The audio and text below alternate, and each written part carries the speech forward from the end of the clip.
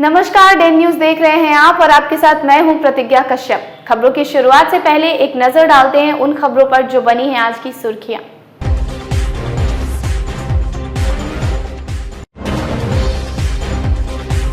कच्ची पक्की में श्राद्ध कर्म के दौरान एक युवक ने भोज में शामिल रिश्तेदार को मारी गोली। घर वालों ने पुलिस पर ही लगाया शह देने का आरोप।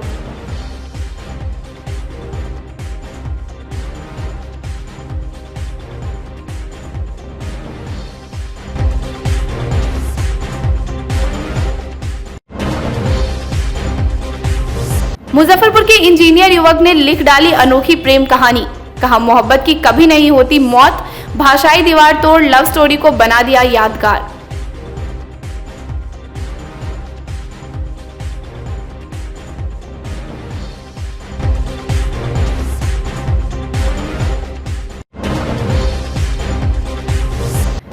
और कार्तिक पूर्णिमा पर हजारों श्रद्धालुओं ने लगाई बूढ़ी गंडक में आस्था की डुबकी। कोरोना पर भारी पड़ी आस्था।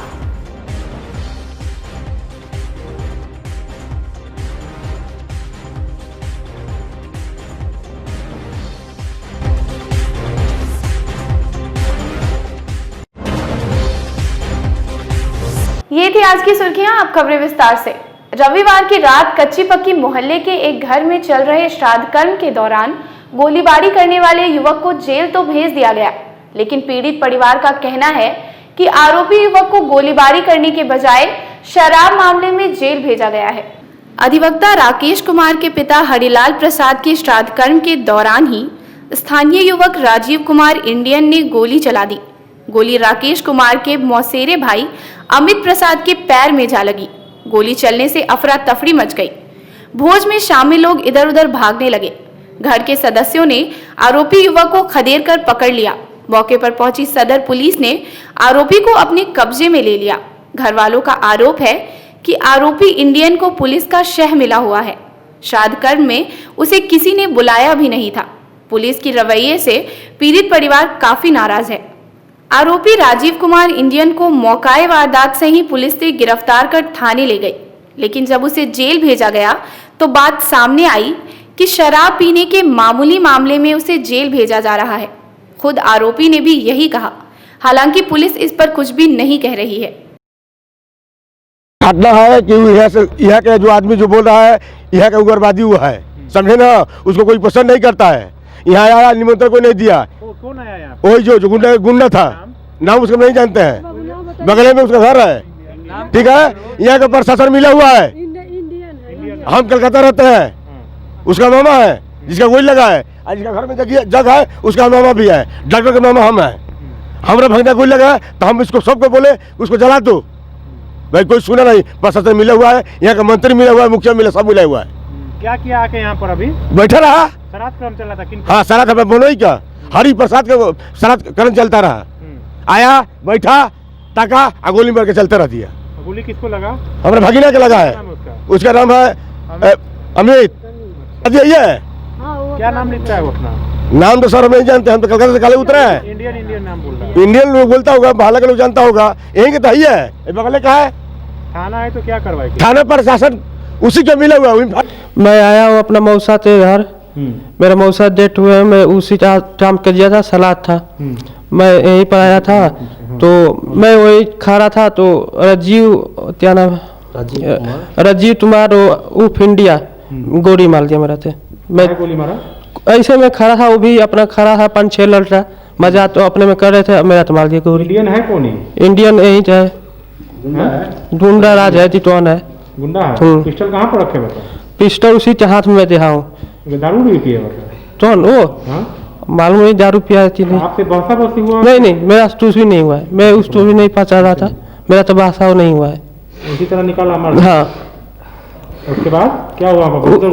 उसके बाद मैं वही जिल गया तो 2 बंदे यहीं थे, मेरे तो उठाते उधर ले गए। उसके बाद अपना हंगामा हो गया। उसको बुलाए थे, इनवाइट किए थे क्या उसको? न्योता तो पुराया था। हाँ। तो आप कहाँ से आए हैं? मैं आया हूँ सिवान डिस्ट्रिक्ट उजाय दरामदा तलवे, यहाँ पर मैं आया हूँ। किनका डेट हो गया था? मेरा मौसे थे। इधर कार्तिक पूर्णिमा के अवसर पर सोमवार को कोरोना पर आस्था भारी पड़ी। पहलेजा घाट पर जहां लाखों श्रद्धालुओं ने गंगा स्नान कर पूजा अर्चना की, वहीं मुजफ्फरपुर में भी बूढ़ी गंडक नदी के विभिन्न घाटों पर भी सोमवार की अहले सुबह से ही श्रद्धालुओं की भीड़ जुट गई। कोरोना संक्रमण से बेपरवाह हजारों लोगों ने बूढ़ी गंडक में आस्था की डुबकी लगाई और पूजा पाठ कर दान किया। यह कहा जाए कि तमाम नियम कानूनों के बाद भी कोरोना पर आस्था भारी रही।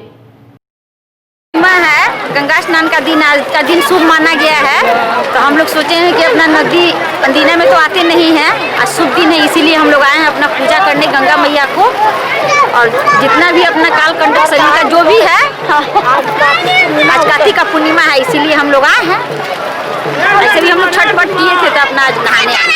नहाने से क्या मान्यता है, क्या होता है नहाने से? नहाने से होता है कि दुख दलित संपत्ति आता है और क्या आता है, गंगा मैया सारे सभी तो खुशी रखते हैं, दिल में जो भी अरमान है छठी मैया गंगा मैया पूर्ण करते हैं। यही करता है जो 1 महीना लोग नहाता है उसका फल मिलता है नहाने का पूर्णिमा के दिन।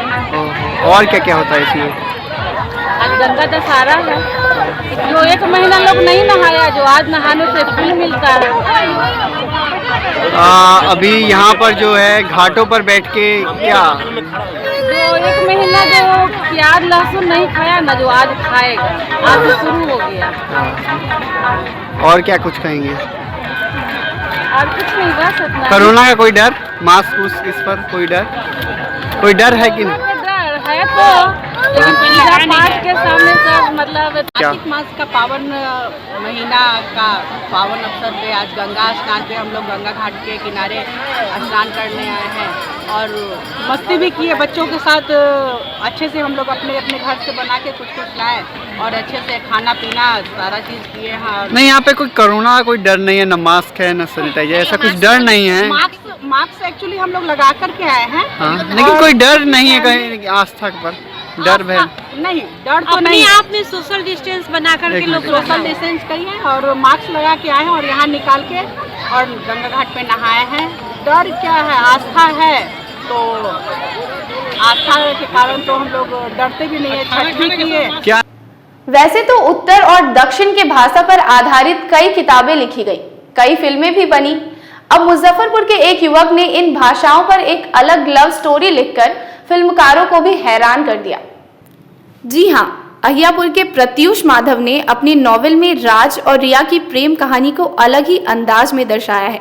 हैरानी वाली बात तो यह है कि प्रत्यूष मैकेनिकल इंजीनियर है, लेकिन बचपन से ही प्रेमचंद और निराला बनने का सपना देखा करते थे। उन्होंने बताया कि पैशन और डेडिकेशन पर आधारित लव स्टोरी लव स्ट्रक का प्रकाशन दिसंबर के दूसरे सप्ताह में होने वाला है। अमेज़न और फ्लिपकार्ट के अलावे कई अन्य प्लेटफॉर्म पर भी यह नॉवेल उपलब्ध होगी। हमारे संवाददाता आमिर के साथ बातचीत में प्रत्यूष माधव ने बताया कि इस किताब के माध्यम से हमारी क्या जिम्मेवारी बनती है, यह दर्शाया गया है। मुजफ्फरपुर के अहियापुर निवासी प्रत्यूष माधव हमारे साथ बात करने के लिए मौजूद हैं। बहुत जल्द इनका एक किताब आने वाला है, क्या कुछ है उस किताब में, इस रिगार्डिंग हम बात करेंगे। उससे पहले आपको हम बता दें कि जो माधव हैं वो इंजीनियरिंग के छात्र हैं, लेकिन साहित्यकार में दिलचस्पी रखते हैं। क्या कुछ है कहानी, सबसे पहले अपने बारे में कुछ बताइए। सर, एक साधारण सा मामूली सा लड़का हूँ मैं, जो किताबों की दुनिया में जीना सीख गया। मुंशी प्रेमचंद और निराला के सपने देखने लगा और ऐसे होते होते कुछ 8 साल 7 साल के दरमियान मैं खुद कुछ लिखने के लायक अपने आप को समझा और उसके बाद मैंने एक किताब लिखी है जो दिसंबर 2nd वीक तक आएगी एंड होपफुली उस दर्शक को काफ़ी पसंद होगा। क्या है उस किताब में? सर, लव एंगल है। एक दक्षिण भारत की लड़की है और एक उत्तर भारत का लड़का है, उन दोनों की प्रेम कहानी है।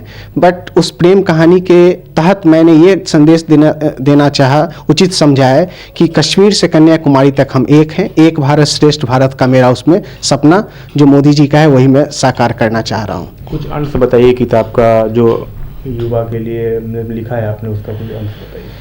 युवा के लिए यही लिखा है मैं कि हमारे देश के प्रति क्या रिस्पॉन्सिबिलिटी बनता है, हमारे शहर के प्रति हमारा क्या रिस्पॉन्सिबिलिटी है, हमारा हमारे राज्य के प्रति क्या रिस्पॉन्सिबिलिटी, हमारे भाषा के प्रति, हमारे संस्कृति के प्रति, जब हम इस दुनिया में हैं तो इन सब के प्रति हमारी क्या जिम्मेवारी बनती है, इन सब चीज़ों को दर्शाते हुए एक सुंदर एंगल देकर मैंने उस किताब को लिखकर सबमिट कर दिया है एंड होपफुली सबको पसंद आए। भाषाओं की बात आ रही थी, उसमें लड़का कहीं और लड़की कहीं और।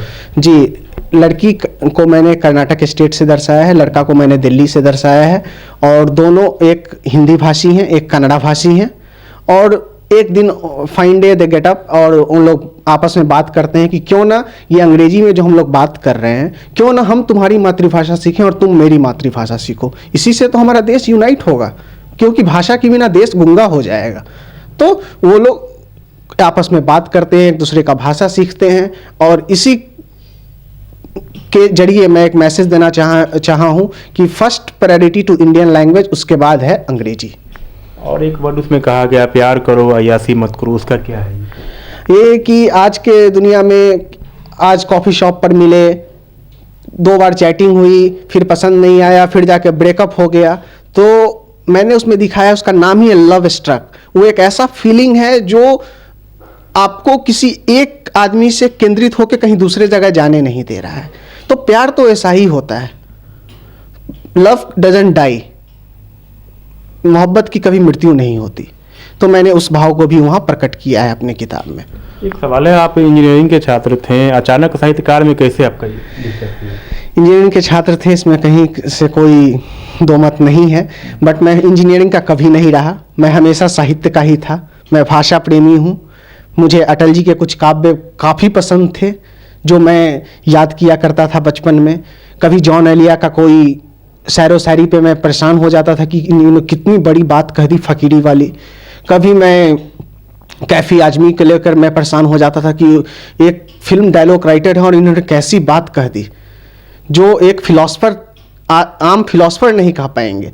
तो इन सब चीज़ों से मेरी रुचि बढ़ने लगी साहित्य के प्रति, और हिंदी भाषा के प्रति, उर्दू भाषा के प्रति, और अंग्रेजी भाषा के प्रति, और जिसके कारण मैं साहित्य में हूँ साहब। कोई ऐसा उसमें शायर हो या वर्ड हो जो आप दर्शकों के लिए बता सकें? किसमें सर? किताब में।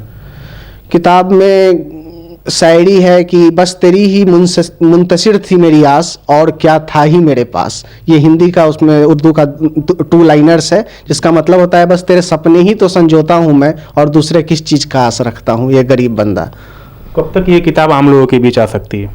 सर दिसंबर 2nd वीक तक ये ऑनलाइन हर प्लेटफॉर्म पे आ जाएगी, और मार्च वगैरह तक जब कोरोना के इफेक्ट थोड़े कम होते हैं, वैक्सीन आ जाता है, तो हम will see to it that it reaches all the platforms. Like कौन कौन से प्लेटफॉर्म पे उपलब्ध रहेंगे आपकी किताब? अभी शॉप क्लूज पे है, अमेजोन पे, फ्लिपकार्ट पे, और ऑनलाइन किंडल बुक जो होती है उसमें अवेलेबल रहेगी।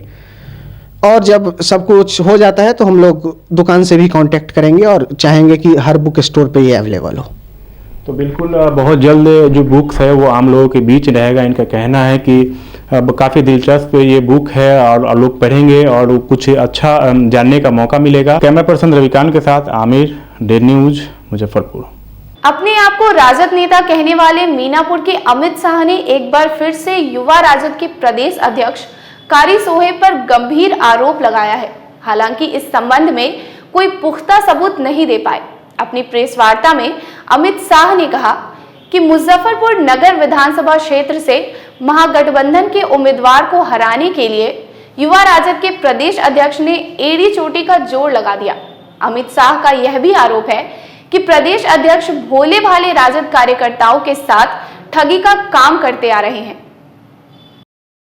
आप लोगों के माध्यम से मैं एक चीज़ बताना चाहता हूं कि कारी सोहेब जी का फर्जी दावा रहता है कि मुजफ्फरपुर उनका गृह जिला है।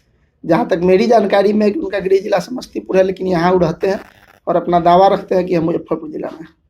मुजफ्फरपुर जिला में 11 विधानसभा क्षेत्र है। 11 विधानसभा में 5 विधानसभा क्षेत्र में हम लोग चुनाव जीतने में सफल रहे हैं।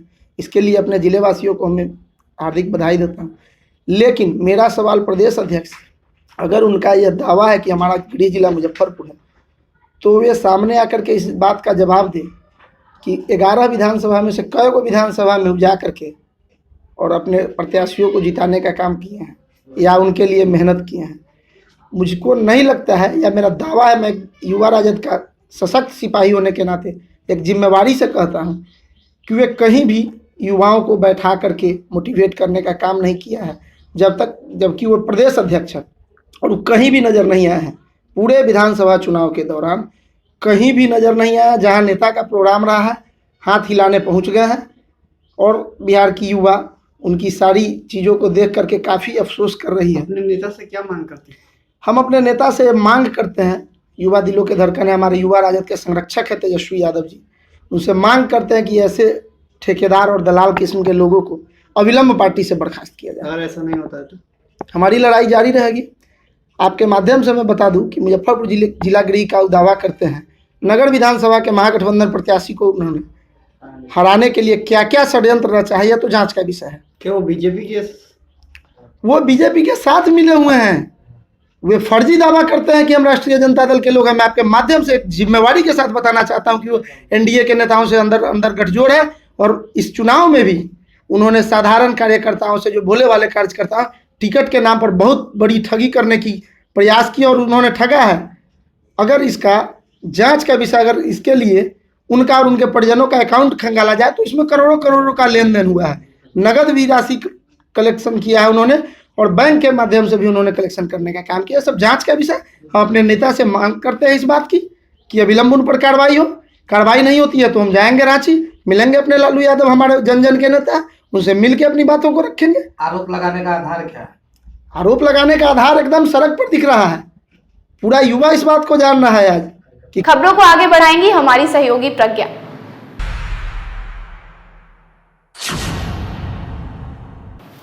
कार्तिक पूर्णिमा के अवसर पर हिंदू युवा वाहिनी की ओर से साहू पोखर मंदिर समिति प्रदेश अध्यक्ष महंत अभिषेक पाठक के मंत्रोच्चारण के साथ मां गंगा की भव्य महाआरती पोखर घाट पर की गई।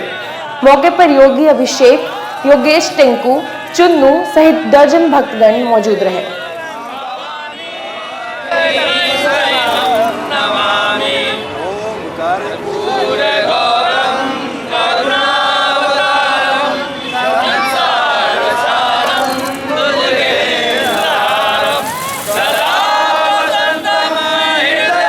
कार्तिक माह पूर्णिमा के शुभ अवसर पे मां गंगा का भव्य आरती हिंदू युवा वाहिनी संगठन की ओर से किया गया है, जो कि बिहार में ये संगठन बहुत ही अच्छा काम कर रही है। अभी विभिन्न संगठन भी इनके साथ सभी लोग जुड़े हुए हैं।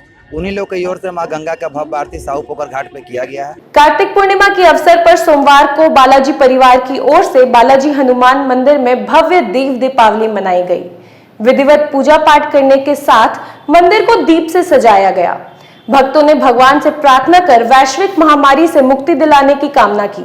मौके पर परिवार के अध्यक्ष के संरक्षण मेघनाथ साहू सहित कई अन्य सदस्य मौजूद रहे।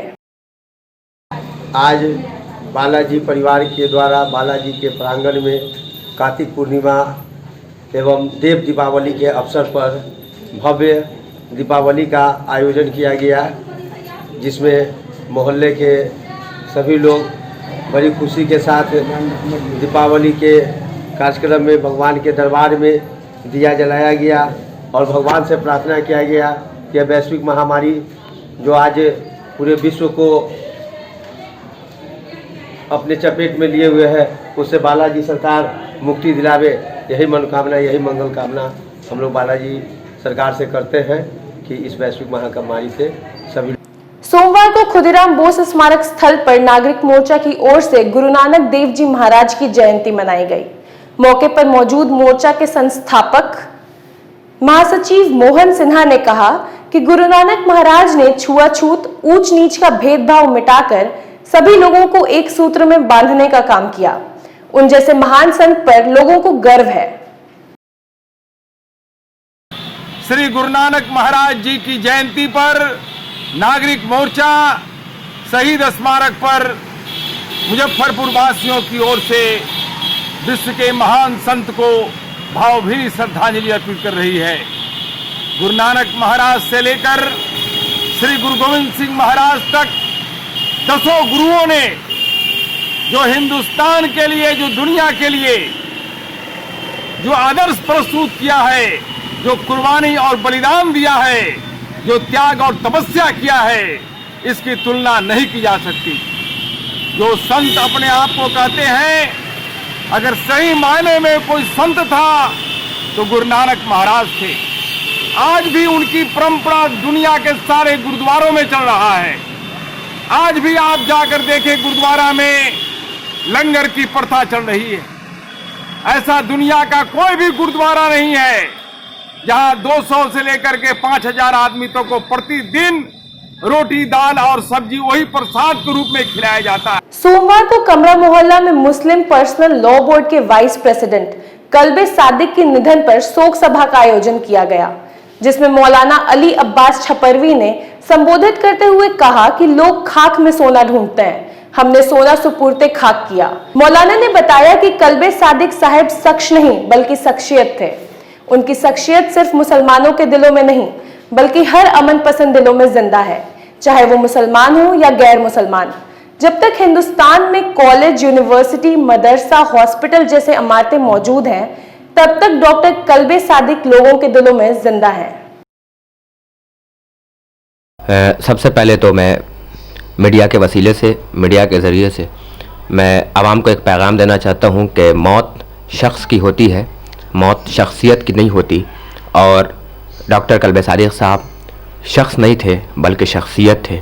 शख्स होते तो आज सिर्फ़ और सिर्फ मुसलमानों के बीच में ही उनका सोग मनाया जाता, सिर्फ मुसलमानों के बीच में ही उनका मातम होता, मगर शख्सियत थे इसलिए मुसलमानों में और गैर मुसलमानों भी उनका मातम है हो रहा है। लोग उनके जाने पे अफसोस कर रहे हैं। मुझे मौला का एक हदीस याद आया, कायनात का अमीर फरमाता है कि जब तक दुनिया में रहो लोग तुमसे मिलने के लिए तरसें और जब मर जाओ तो लोग तुम पे गिरिया करें। मैं दुनिया को इस मीडिया के ज़रिए से बताना चाहता हूँ कि कल्बे सादिक साहब यूँ तो हमारी आंखों से ओझल हो गए हैं, मगर यकीन मानिए हर वो शख्स जो अमन पसंद है, हर वो शख्स जो तरक्की चाहता है, उसके दिल में आज भी कल्बे सादिक साहब ज़िंदा हैं।